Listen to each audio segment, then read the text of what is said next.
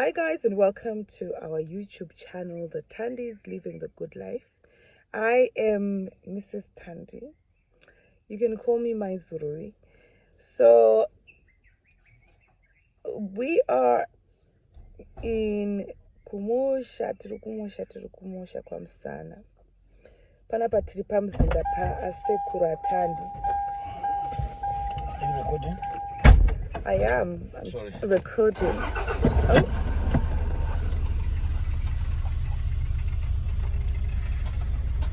Wow, we are now going to our house from Asekuru's house where we have been living because our house is not yet livable. So we are going over to the cottage farmhouse, which is our house, and we have some stuff to offload at the back, my tiles. So I will take you through a little walk around the house, but it's still a building site. But the plan is to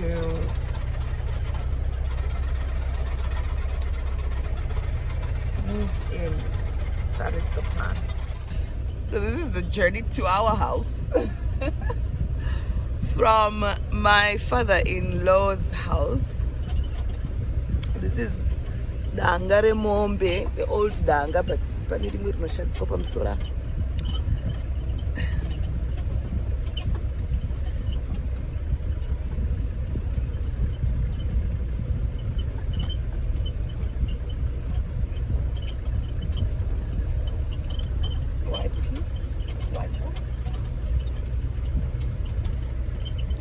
so we're pretty much surrounded by houses. Siana Bampuru, Nana Bam.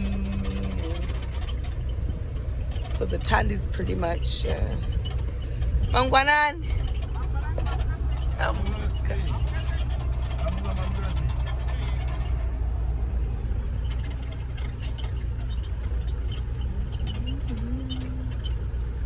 This is Nyama Road. Then so the journey between the two homesteads is not a long one. It's just 1 minute and 30 seconds. And traditionally, this is how it has always been, that families build close together like this. So this was our base of operations. As you can see across, there's our bathroom and toilet, my father-in-law's maze. And we also bought a few things to make things comfortable for us, like this gas stove and a bed that you're going to see later on if you continue watching the video. So I put together videos of all the work that we did. I want to show you what we did before I show you the house. So the house is going to be shown. Don't worry, it's coming. Thank you so much for liking, sharing, subscribing. Guys, we have grown as a community. It's amazing. So enjoy the video and I will speak to you as we go. So what I was explaining is we arrived in Harare. Then we were there just for Saturday into Sunday. Monday, we came over here with all our luggage and all our bags and everything else. So we're pretty much doing everything from here. So this is our base. This first week it's going to be just on, work. We've got the tiling to do. We've got the plumbing to finish off, installing the bathroom, and we are hoping to have the geyser connected, the downlights. So we had 2 weeks to complete the tiling work, electric work, plumbing work, and the tiling work was the biggest job on the project. So we opted to go and see the tile before we could purchase it. We wanted to make a choice based on what we could see on the ground.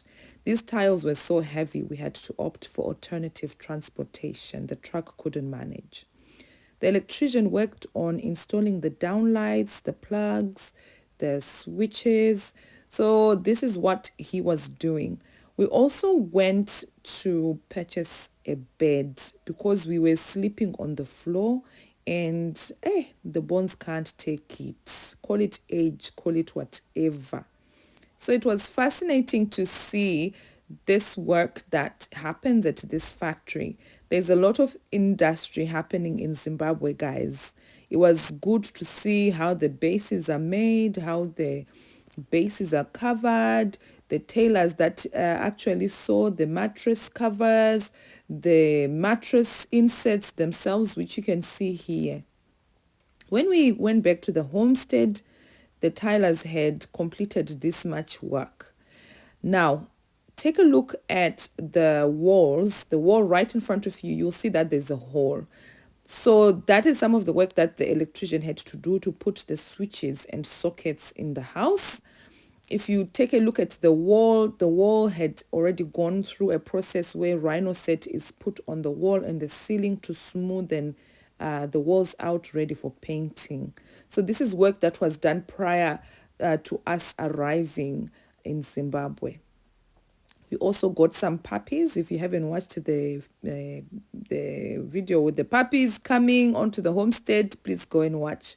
We got ourselves some puppies, and we do not have any internal doors, as you can see. Apart from the doors that are on the two entrances to get into the house, we didn't have any doors.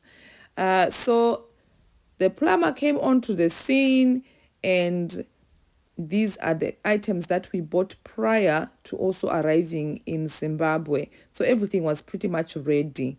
So all the things were loaded onto the truck to take across the road. And you can see my father-in-law, he's the one sitting on the chair.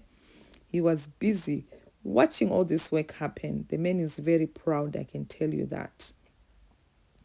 So the plumber cracked on with his work, and he's the one who installed the solar geyser for hot water. So this is what is going to supply hot water in the house, and it's solar powered. So that was installed, and it was good to see. Usually Zuruvi is the one who does he comes to Zimbabwe and he completes all these jobs, and I get to hear all about it. But this time I was on the ground experiencing it. The plumber went on to put on the bathroom fixtures and the shower fixtures that we bought. These are the matte black ones that you can see. We opted to buy them from the UK and bring them in our suitcases. They were light, and they were also cheaper to buy there. I felt the prices in the Zimbabwe were just too inflated. We opted to buy this standalone tub, and it was nice to see it all together. Just listen to my excitement. I couldn't contain myself.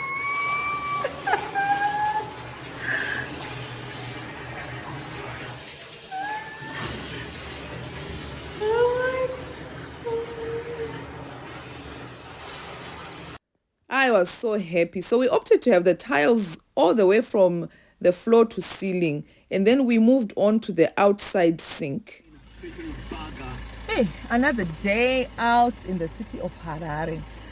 Today we've come to a place called Coventry Road Plasterers. Yeah, it's on 65 Coventry Road, Walkington.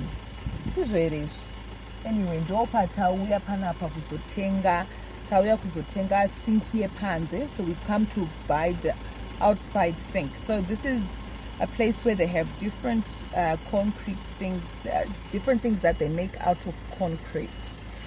So we are looking to buy a sink. I'll show you when we are leaving, but something that can be used outside of the house. In Zimbabwe, it is common to have an outdoor sink for laundry purposes and also for dishwashing. For example, things like blankets. Even though I have a washing machine, but most households do not have washing machines. So they rely on having outdoor sinks where they can wash those big items. My washing machine will not be able to wash things like blankets and duvets. So it's very handy and very practical. So we installed it outside the small toilet, and this is our builder who's actually putting the tiles on there for aesthetic purposes so that it looks neat, it looks smart. We like smart things, isn't it? So this was the installation of the outside sink. Then it came to the doors. That is where all hell broke loose. So initially we would stop on roadsides to have a look at the doors. But we were not satisfied with the finishing of the doors. They just didn't look quite right. And then we also asked for referrals from friends and other people who've also built their own homes, but they couldn't recommend their door installers because of the troubles they faced with them. Then we went online and we found this place in Highglen where there were a lot of workshops where people were manufacturing doors. And then we settled for this particular workshop. We paid our deposit. Prior to that, we spoke to this young man. He seemed to know what he was talking about. We even offered to buy the doors that we saw that day. He said, no, these are for another project. I can come to your building site and I can do the measuring, which he came and he did. We actually went and collected him and took him there and back. Turned out that they were just workers in this workshop. We had to communicate to the owner of the workshop when we went there because the doors were not delivered on time and the stories kept on piling, including there was no electricity, so we couldn't do any work. Anyway, fast forward, we got 3 doors. 2 were okay, 1 substandard one, but we are going to just move on and find an alternative contractor for our doors. So when the doors were installed, guess what happened, guys? Guess what happened? We moved in officially. We are in the house. So thank you guys for watching. Please do your thing. Like, comment, share, and subscribe. And you are going to see the house in the next video. See you soon.